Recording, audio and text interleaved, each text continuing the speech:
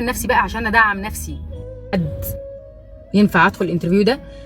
في كذا نقطه. اول حاجه ان انا لما عندي انترفيو، عندي حاجه معينه، اقف قدام مرايتي وافضل اتكلم مع نفسي عادي، مفيش مشكله، بدل ما اتكلم مع اهلي. انا عندي اصلا مشاكل مثلا في الثقه، الحمد لله على سلامتك، فعندي مشاكل مثلا في الثقه، فمش هقدر ان انا اكلم اهلي واقول لهم انا عندي انترفيو فعايزكم ازاي او اني شكل. فاقف قدام المرايه وابدا اتكلم، اقول انا كذا كذا كذا، انا دكتور نسرين العمري استشاري الصحه النفسيه، انا بقدم حلقات عن كذا وبعمل كذا الحاجه الفلانيه.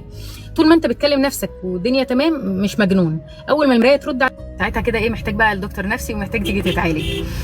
فتبداي تكلمي نفسك او تبدا تكلم نفسك في المرايه، انا حد كذا كذا كذا، اخد الخبره عشان حتى لو اتسالت اي سؤال الاسئله اتعامل مع الاسئله دي.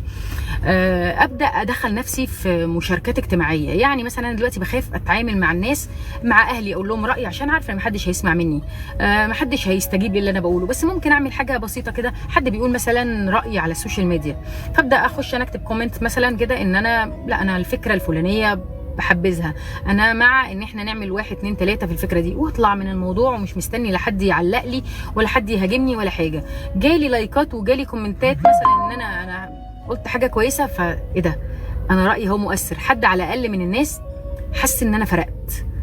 ابدا بعد كده ادخل نفسي فيس تو فيس مباشر مع ناس، انا قاعده في مكان حد بيقول رايي كده، مثلا قاعد في كافيه، قاعد في يعني، بس مش عايزين يبقى ايه لحد بفج ان انت بتدخل في كلام حد، بس قاعد في قاعده مثلا كبيره مع صحابك، وانت طول الوقت متعود ان انت ما بتدخلش نفسك في حوارات، ما بتشاركش.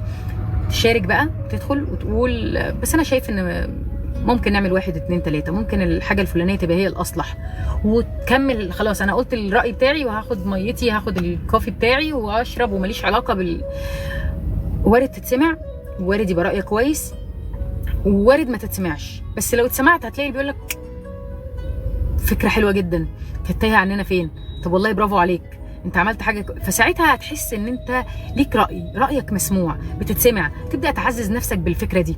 خلي بالك من حاجه، ان انت طول الوقت انت محدش عايش تجربتك، ومحدش عايش الخبرات الحياتيه اللي انت مريت بيها، فطول الوقت اقعد قول لنفسك انا كويس. امسك ورقه وقلم، امسك اجنده زي دي كده،